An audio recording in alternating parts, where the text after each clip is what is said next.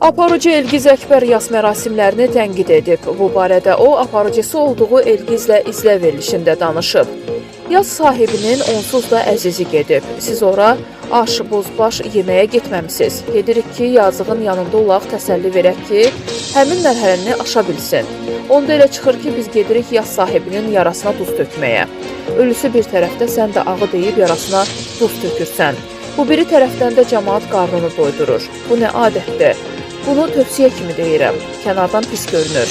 Yaz sahibinin yanında əyləşib onun başını qatmalıyıq. Yoxsa ki, kənardan elə görünür ki, bizim işimiz gedib orada qarnımızı doydurmaqdır.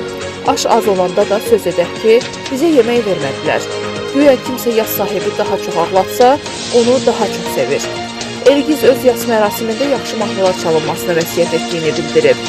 Mən öləndə demişəm ki, gözəl mahnılar qoyulsun, melodiya olsun.